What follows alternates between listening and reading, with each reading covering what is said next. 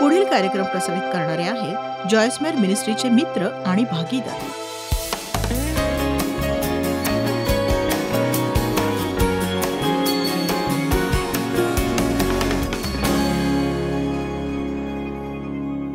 मला माहिती आहे की इस्रायलींना मनाची समस्या होती. त्यांच्या मनात वाईट साईट काहीतरी भरलेलं होतं. त्यांची मनं अभिमानी होती, त्यांची मनं आखडू होती, त्यांची मनं अधीर होती. सहजरित्या ते निराश होत असत. ते खूप काही सहन करू शकत नव्हते. म्हणूनच त्यांना अरण्यात वारंवार वारंवार वारंवार फेऱ्या माराव्या लागल्या. जेव्हा परमेश्वर त्यांची वाईट वृत्ती बदलू पाहत होता. ही खेदाची बाब आहे, खूपच खेदाची बाब आहे. बघा, त्या काही लाखांमधून फक्त केवळ दोनच लोक वचनदत्त भूमीपर्यंत पोहोचू शकले. मी आजही हैराण आहे.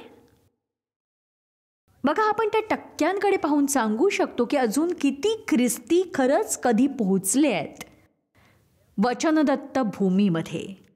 बघा, वचनदत्त भूमीत राहणं आणि फक्त त्याबद्दल बोलत राहणं फरक आहे यामध्ये. मीही कधीतरी या टप्प्यावर होते खूप वर्षांपूर्वी, 15 वर्षांआधी, जेव्हा मी दुसऱ्यांकडून वचनदत्त भूमीविषयी खूप ऐकून होते. मला त्या भूमीत राहायची इच्छा होती. मी स्वतः परमेश्वराबाबतीत गंभीर झाले आणि म्हटलं, काहीही करावं लागलं तरी चालेल, मी तणावात जगणार नाही, मी शांतीशिवाय जगणार नाही, मी माझ्या जीवनात प्रत्येक दिवसाचा आनंद घेण्यास शिकेन. आणि म्हणूनच आम्ही आमच्या TV कार्यक्रमाचं नावही ठेवलंय, आनंद घ्या प्रत्येक दिवशी जीवनाचा. जर तुम्ही साधारण रोजच्या जीवनाचा आनंद घेऊ शकणार नाही तर मग या जगण्याला अर्थ काय? जर आपण रोज उठून रागवत असू, नाराज असू, कोणी आपल्या विरुद्ध काही वागलं की लगेच निराश होत असू आणि त्यांना क्षमा करत नसू, आपल्याला लोकांशी मित्रत्वाने वागताच येत नसेल, बघा, सैतानाकडे आपल्याला त्रास देण्यासाठी अनेक गोष्टी असतात. आपण आपली परिस्थिती बदलण्याची आशा करत राहण्यापेक्षा म्हणायचं, परमेश्वरा मला बदल.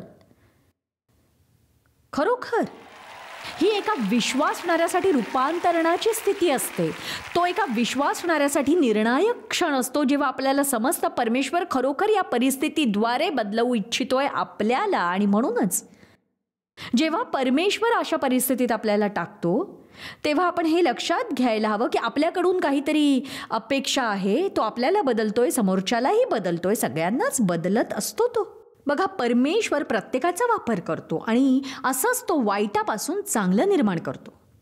सगळ्या गोष्टी मिळून अखेर कल्याणकारकच होतील जे परमेश्वरावर प्रीती करतात, त्याच्या उद्देशानुसार ऐकतात. योसेफाने आपल्या भावंडांना सांगितलं, तुम्ही ज्यांच्याद्वारे वाईट वागलात, परमेश्वर त्याच्याकडूनच माझं भलं करू इच्छितो.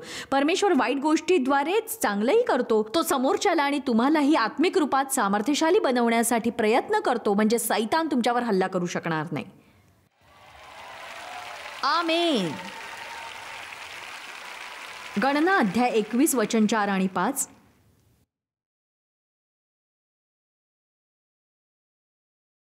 पुन्हा त्यांनी म्हणजे इस्रायलांनी जेव्हा ते अरण्यात होते, मग होर डोंगरापासून कूच करून अदोम देशाला वळसा घालून जाण्यासाठी त्यांनी तांबड्या समुद्राचा मार्ग धरला. त्या वाटेत लोकांचे मन अधीर झाले, हताश व व्याकुळ झाले. ते परमेश्वरा विरुद्ध व मोशे विरुद्ध असे बोलू लागले की तुम्ही आम्हाला मिसर देशातून काढून या रानात मरावयाला कशाला आणले? इथे तर अन्नही नाही, पाणीही नाही. या हलक्या अन्नाला आम्ही कंटाळलो आहोत. चमत्काराने मिळणारी भाकरी, आम्हाला या गोष्टीचा द्वेष आहे की तुम्ही आकाशातून त्याचा पाऊस पाडताय रोज. आम्हाला त्याचा द्वेष आहे, आम्ही त्याला कंटाळलोत. त्यांची मनाची समस्या होती. आमेन. ते लोभी होते, चिडचिडे होते, मुडी होते, अधीर होते, ते अतृप्त होते परमेश्वराने काहीही केलं तरीही. आणि जेव्हा एखादी व्यक्ती अशी असते तेव्हा ती नेहमी अरण्यात वारंवार वारंवार वारंवार भटकण्याशिवाय काहीही करत नाही, जोवर ते म्हणत नाही मला समजलंय ही एक परीक्षा आहे आणि मी यात सफल होणार. चला आता, आमेन. आता बघूया याकोब अध्याय 1 वचन 2. याकोब अध्याय 1:2, माझ्या बंधूंनो, नाना प्रकारच्या परीक्षांना तुम्हाला तोंड द्यावे लागते तेव्हा तुम्ही आनंदच माना. बघा, खूप कमी लोक असे असतात हे जाणून की तुमच्या विश्वासाला पारखल्याने सहनशीलता उत्पन्न होते. बघा, उत्पन्न होत असते. सहनशीलता आणि स्थिरता उत्पन्न होते. शेवटी तेच होतं, परंतु त्याला वेळ लागतो. जेव्हा ख्रिस्ताला स्वीकारण्यासाठी तुमचा नव्याने जन्म होतो, आत्म्याची सगळी फळं तुमच्या आत्म्यात पेरली जातात एका बीजाप्रमाणे. परमेश्वर आपल्या वचनाद्वारे त्या बीजाला पाणी घालू इच्छितात आणि मग गोष्टी वाढून फळ देणारा विशाल वृक्ष बनतो आणि ती फळं तुमच्या आयुष्यात दिसतात. परमेश्वर आपल्यावर काम करत असतो कारण ते समोर यावं जे त्याने आपल्यात टाकलेलं आहे. पण एक समस्या असते, आपल्या जीवात काही गोष्टी खूप भारी असतात ज्या मध्ये येत असतात.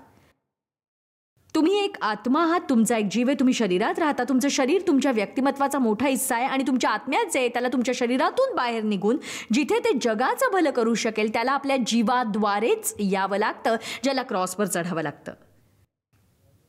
कधी तुम्ही ऐकलत का? मी आत्ता सांगू शकते की मी खरंच खूप धैर्यवान आहे, पण आधी मी इतकी अधीर असायचे. म्हणजे मला काही कष्ट पडले, मी वाचलं होतं की त्यातली आनंदाची गोष्ट जाणून घ्या, पण मला त्याचा द्वेष होता. मी विचार करायचे की शुद्धीत असतानाही दुःखी असताना प्रसन्न कोण असेल. मला समजत नव्हतं की नक्की काय होतंय ते. मला समजत नव्हतं की ते दुःख माझ्यातला कचरा बाहेर काढत होतं जो मी बघण्याची गरज होती, कारण मी स्वतःला गरजेपेक्षा जास्त उच्च समजत होते. बघा, आपल्याला वाटतं की आपण शास्त्रात वाचलंय आणि अधोरेखित केलंय म्हणजे ते आपल्याला समजलंय. पण आपल्याला तोवर समजत नाही जोवर आपल्याला पारखलं जात नाही आणि आपण त्या परीक्षेतून यशस्वी होत नाही आणि आपली एक पवित्र वृत्ती नसते. एक स्थिर पवित्र वृत्ती आपल्या जीवनात काहीही घडत असलं तरी. आणि बघा, आपल्याला 25 वर्षांपर्यंत तो संदेश आठवड्यातून एकदा तरी ऐकायला पाहिजे. मी तुम्हाला सांगते, मला खरोखर तुमची दया येते, कारण मला माहिती आहे की आता तुम्ही इथे आलात तर तुम्हाला आत्ता अवश्य पारखलं जाईल.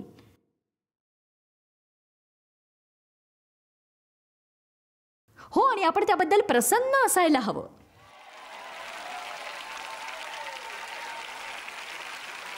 बघा, देवला याचा त्रास होत नाही कारण त्याला माहिती आहे तो परीक्षेत पास होणार. याचाच अर्थ त्यांना त्रास होत नाही जे जाणतात की त्यांना अभ्यास करायचा आहे आणि त्यांनी स्थिर राहायचं आहे जेव्हा ते सैतानाला हावी होताना पाहतील. आमेन. यासाठी मी एक नवीन नारा अवलंबलाय की मी आत्ताही इथे आहे, मी अजूनही इथे आहे आणि पुढच्या वर्षी सुद्धा मी इथे असेनच. मी इथे असणारच नक्कीच, कारण मी निर्णय घेतलाय की माझ्या आत राहणारा जे त्याहून श्रेष्ठ आहे. आणि मला माहिती आहे की सैतान माझ्या विरुद्ध येणारच, त्याला माझा द्वेष आहे, त्याला माझ्या कामाचा द्वेष आहे. मला हेही माहिती आहे की परमेश्वरापेक्षा तो शक्तिशाली नाही.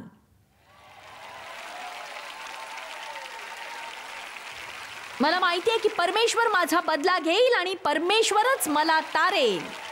आमेन. म्हणजे आपल्याला थोडा धीर मिळतो. एक गोष्ट लक्षात ठेवा, धीराच्या आधीपासूनही परीक्षा असतातच. माझ्यातून अजून खूप काही काढलं गेलं, जसं की राग, आक्रस्तायपणा, तक्रार करणं. एक सांगू का, मी शेवटी स्वतःलाच कंटाळले. खरंच. इथे कुणी असं आहे का जे स्वतःलाच कंटाळलेले आहे, ज्यांना वाटतंय की इथून पुढे असं वागणं मी सहनच करू शकत नाही, मी थकले, मी अशा निराशेत झुरण्याला थकले, मी तक्रार करायला, कुरकुर करण्याला, सैतानाला माझ्यावर अधिकार मिळवू द्यायला कंटाळले, स्वदयेला कंटाळलेले आहे. जेव्हा तुम्ही स्वतःला कंटाळता तेव्हाच तुम्ही म्हणता की मी बदलण्यास तयार आहे.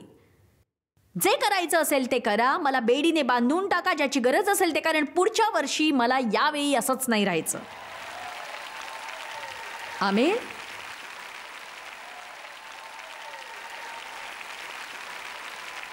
याकोब अध्याय 1:12-14.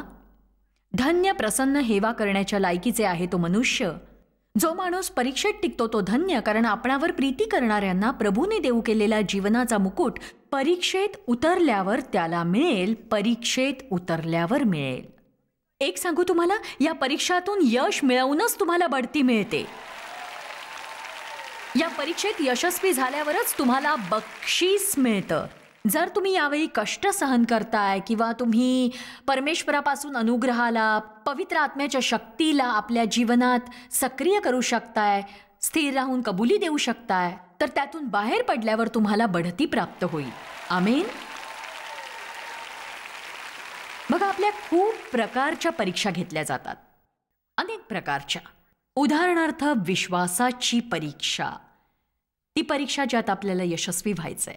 आणि याचा अर्थ हा की आपल्याला परमेश्वरावर विश्वास ठेवावा लागतो जेव्हा आपल्याला काहीही समजत नसतं आणि आपल्याला ते अनुचित वाटत असतं आणि ते खूप कष्टदायी असतं आणि परमेश्वराच्या वचनापासून काही केल्या मेळ बसत नसतो. आणि मग आपण म्हणतो, देवा मला काही समजत नाहीये, त्रास होतोय, माझा आवाजही फुटत नाही, पण माझा विश्वास आहे, पूर्ण विश्वास आहे. जेव्हा तुम्हाला तक्रार करण्याचा मोह होईल, तुम्ही म्हणा, अगदी मोठ्याने म्हणा, परमेश्वरा माझा तुझ्यावर विश्वास आहे, पूर्ण विश्वास आहे.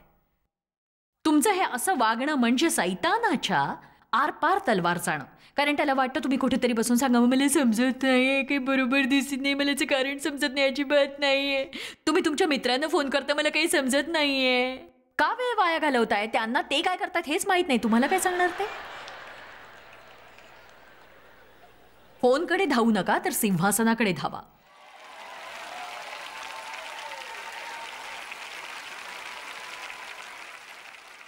मी एके दिवशी एक उदाहरण पाहिलं, कमी विश्वास आणि अधिक विश्वासाचं. आणि मला नाही माहीत तुम्हाला बोटीबद्दल काही माहिती आहे की नाही, पण नाव छोटी जेव्हा छोटी असते तेव्हा लाटा आपल्याला अधिक प्रभावित करतात. जर तुम्ही एखाद्या छोट्याशा बोटीत आहात आणि नदीच्या लाटांमध्ये खूपच हालचाल होतीये, तुमचा तो प्रवास इतका किळसवाणा असतो, कारण ती बोट सारखी तुम्ही परत येता तेव्हा तुम्हाला वाटतं मरणाच्या दारातून परत आलोय. पण तुमच्याकडे एक मोठी बोट असेल आणि जितकी मोठी बोट असेल तुम्हाला लाटांचा तितकाच कमी धक्का बसेल. बघा, परमेश्वराने आत्ता माझ्या मनात सांगितलं की आपला विश्वास जितका मोठा तितके आपल्या जीवनातले अडथळे आपण कमी अनुभवतो. मी तुम्हाला सत्य सांगेन की बघा, आपण वयाने वाढलो म्हणजे आपण आध्यात्मिकरित्या वाढलो असं नाही, नक्कीच नाही. पण परमेश्वराचे आभार, मी वाढतीये आणि मी माझ्या वृद्धीचा आनंद घेते. याची काळजी करत नाही की अजून किती पुढे जायचंय, मी वृद्धीचा आनंद घेतेय. तुम्ही तसंच केलं पाहिजे, कारण जर तुम्ही तुमच्या वृद्धीचा आनंद घेतलात तर पुढच्या स्तरावर जाण्यास तुम्हाला मदत होईल. माझा विश्वास इतक्या वर्षात वाढलाय आणि अजूनही वाढतोय.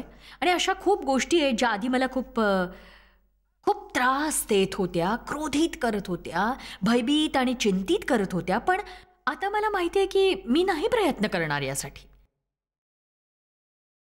बघा, त्या गोष्टी समजून घ्यायचा प्रयत्न करू नका ज्या आश्चर्यजनक आहेत तुमच्यासाठी. कारण आपण प्रत्येक गोष्ट समजून घेत बसलो तर देवाची गरज काय सांगा? त्याला माहिती आहे ते आपल्याला माहीत नसतं. आपण संतुष्ट असावं तो जे करतोय त्यावरून, कारण त्याला माहीत असतं तो काय करतोय ते. मनात म्हणा, माझा तुझ्यावर विश्वास आहे, मला एका मोठ्या बोटीची गरज आहे. परमेश्वर का इस्रायलींना एका वेळी एका दिवसाचा मान्ना देत होता, तो त्याला एकाच वेळी अनेक महिन्याचा का देत नव्हता, अनेक आठवड्याचा का देत नव्हता? हाच आश्चर्यजनक संदेश आहे की परमेश्वर विश्वासणाऱ्यांशी अशा प्रकारेच निपटतो. तो आपल्याला एका वेळी एका दिवसापुरती कृपा देत असतो आणि त्याला वाटतं आपण त्या दिवसाचा आनंद घ्यावा आणि याची चिंता करू नये की दुसऱ्या दिवशीच्या गरजा कशा पूर्ण होतील. आमेन. खूप प्रकारच्या परीक्षा होत असतात. या परीक्षेतून पार जाण्याविषयी काय तुम्ही म्हणताय, तुम्हाला कधी कोणी धोका दिलाय का जे तुम्हाला प्रिय आणि विश्वसनीय होते? मी खरोखर मानते की ही त्या परीक्षांपैकीच एक आहे जी आपल्यातल्या खूप जणांना द्यावी लागते. मला विश्वास आहे की ख्रिस्ती चर्चेसमध्ये विशेष रूपात जे नेते असतात त्यांनी आश्वस्त राहिलंच पाहिजे की कधी कोणी असा जो त्यांना विश्वसनीय आणि प्रिय आहे तो त्यांना धोका देईल. तुम्ही विश्वास ठेवलेली व्यक्ती तुमची गुपितं फोडेल ज्याची तुम्ही कल्पनाही करू शकत नाही. तुमच्या पाठीमागे तुमच्याबद्दल काहीतरी बोलत राहतील, टीका करत राहतील, ज्यावर तुमचा विश्वासच बसणार नाही. अजिबात मी नकारात्मक होत नाहीये, पण मी हे सांगू पाहते की येशूने आपल्यासाठी काही सहन केलं होतं, ते आपल्याला कसं सहन करायचं हे शिकवण्यासाठी सुद्धा. काही समजलं तुम्हाला? उदाहरणार्थ, येशूला नाकारलं गेलं होतं. मलाही खूप लोकांनी नाकारलं. जेव्हा मी परमेश्वराला आपल्या जीवनात बोलावण्याचा निर्णय घेतला, मी माझे मित्र गमावले, कुटुंबातले बरेच जण विरुद्ध झाले. सगळ्यांनी विचार केला की मी वेडी झाली आहे. खरं तर आपण ज्या समाजात वावरतो तिथे स्त्रिया हे करत नव्हत्या, त्या संदेश देत नव्हत्या. आणि त्यावेळी मला एक विद्रोही वेडी असं म्हटलं गेलं. लोक माझ्याशी कुठलेही संबंध ठेवू इच्छित नव्हते. मला केवळ लोकांनीच नाही तर माझ्या वडिलांनीही मला नाकारलं होतं. आणि नाकारलं जाण्याचं दुःख हे खूप वाईट असतं, खूप अंगावर येणार असं दुःख असतं. सैतान लोकांची प्रगती रोखण्यासाठी अशा लोकांचा वापर करत असतो. आपल्या भूतकाळाबद्दल विचार करताना मी पाहिलं की परमेश्वर जेव्हा माझी बढती करत होते माझ्या सेवा कार्यातल्या पुढच्या स्तरावर, आपल्याला कधीच माहीत नसतं की शेवटी आपण कुठे पोहोचणार आहोत. मी घरात 5 वर्षापर्यंत बायबल स्टडी घेत होते. त्यानंतर एका चर्चमध्ये काम करायला गेले. माझी थोडी वाढ झाली.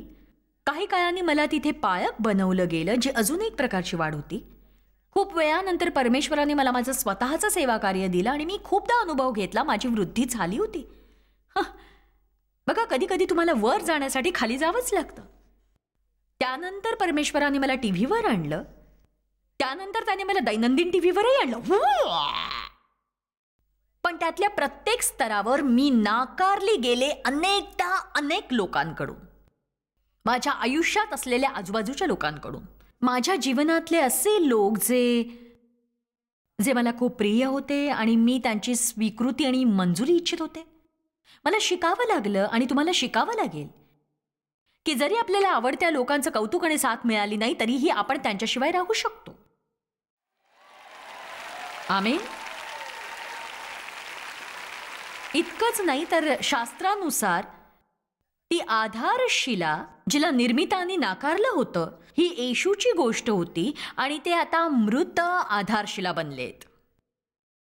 त्यांनी येशूला नाकारलं होतं, आता ते परमेश्वराच्या उजव्या बाजूला बसलेत, पृथ्वी आणि आकाशावर राज्य करतायत.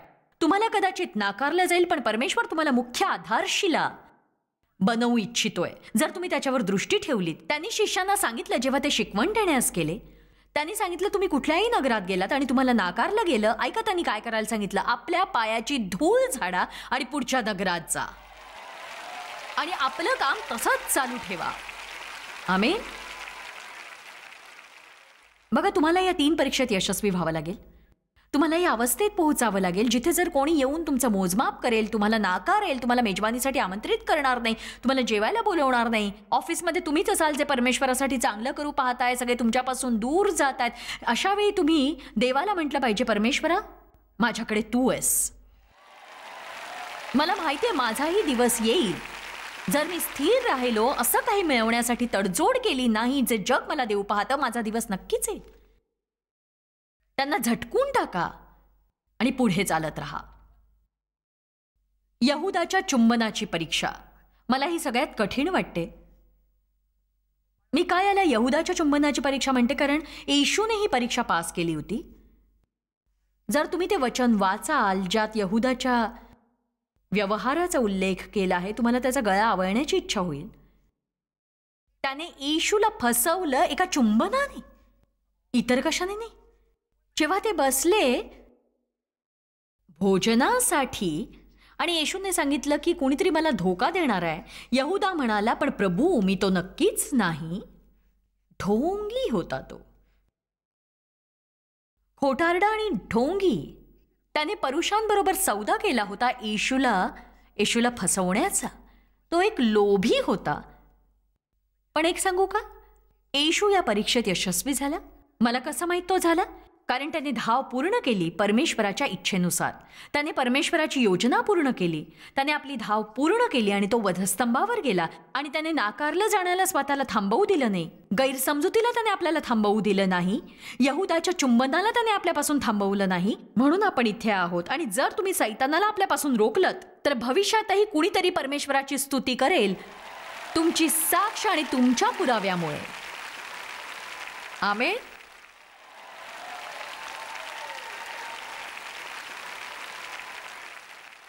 मनात म्हणा मी माझ्या परीक्षेत सफल होईन. बघा, परीक्षा खूप प्रकारच्या असतात. क्षमादानाची परीक्षा, त्याबद्दल आपण उद्या बोलणार आहोत. आणि नावडत्या व्यक्तीवर प्रेम करायची परीक्षा. हे परमेश्वरा मला प्रेमाने चालायला मदत कर.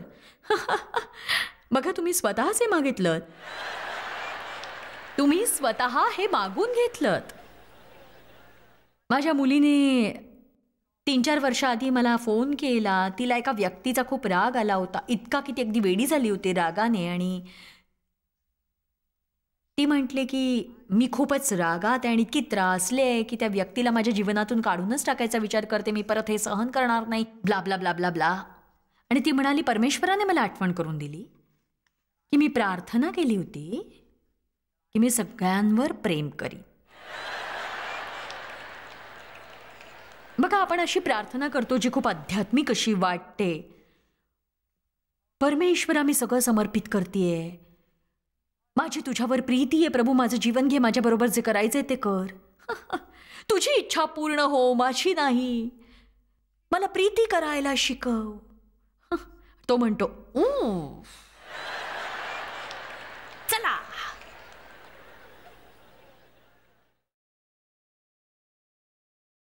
बघा, आपल्या सगळ्यांच्या जीवनात असे लोक आहेत ज्यांचा आपण गळा आवळू इच्छितो. आणि समजा ती व्यक्ती निघून जरी गेली तरी त्या जागी जी दुसरी व्यक्ती येते ती याहूनही अधिक भयानक असते. आमेन. अजून एक परीक्षा आहे, वेळेची परीक्षा. परमेश्वराला खूप वेळ लागतो कोणतंही काम करण्यासाठी. का परमेश्वरा, का? केव्हा परमेश्वरा, केव्हा? तुला यासाठी सिंहासनावरून उतरावंही लागणार नाही. फक्त माझ्याकडे बघ आणि एक अगदी साधासा चमत्कार कर. कृपा कर ना परमेश्वरा, तू मला हे सहन का करायला लावतोयस? माझी परीक्षा का घेतोयस तू? ही परीक्षा आहे, ही परीक्षा आहे, ही परीक्षा आहे, परीक्षा.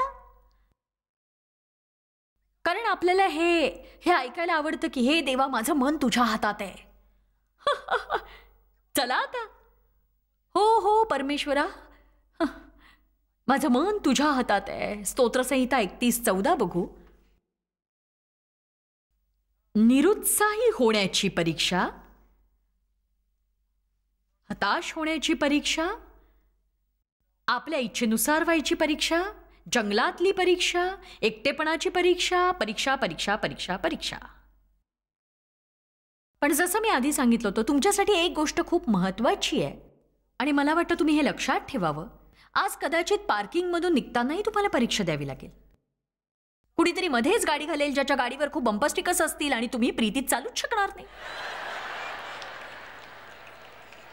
आणि तुम्ही म्हणाल की प्रीतीच्या चालीबद्दल काय म्हणणं आहे तुमचं? आमेन. शक्यता आहे तुम्ही बाहेरच्या साधनांच्या टेबलवर जाल स्वतःसाठी सीडी किंवा पुस्तक खरेदी करण्यासाठी, आणि कोणी स्वतःसाठी पुस्तक खरेदी करताना तुम्हाला बघेल. तुमचं असं होईल की त्याऐवजी तुम्ही म्हणू शकता, ही एक परीक्षा आहे, ही एक परीक्षा आहे. जॉयसने सांगितलं होतं की माझी परीक्षा घेतली जाईल. माझ्या मनात एक उद्देश आहे आणि मी इथून पुढे परीक्षेत यशस्वी होईन. मी परीक्षेत यशस्वी होईनच. मी परीक्षेत यशस्वी होईनच. आमेन. मला तुम्हाला सांगायचंय, जर तुम्हाला परीक्षेत सफलता मिळू लागली तर तुमच्या खूप परीक्षा घेतल्या जाणार नाहीत, आणि जरी घेतल्या गेल्या तरी तुमचं त्याकडे लक्षही जाणार नाही. मला त्रास नाही होत जरी आमच्या हॉटेलच्या खोलीमध्ये टॉवेल नसला तरी. मी म्हणते परीक्षा आहे. बघा, आपण खूप समजूतदार झालं पाहिजे. मनात म्हणा, मी माझ्या परीक्षेत यशस्वी होणार. आमेन. देवाची स्तुती करूया का?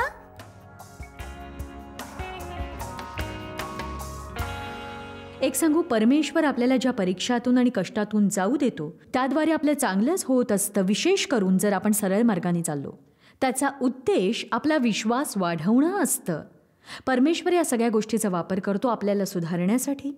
दबावाच्या क्षणी आपण कसं वागतो ही सगळ्यात मोठी गोष्ट असते. आणि बघा, परीक्षा देण्यापूर्वी आपल्याला माहीत नसतं की आपण पास होऊ की नाही. म्हणून कोणतीही परीक्षा असो, तुम्ही असं म्हणू शकता की मी आनंदीच राहणार, तुमची इच्छाही नसेल, पण तुम्ही विश्वास ठेवायलाच हवा. आणि काहीही झालं तरी त्यातून तुमचं चांगलंच होणार.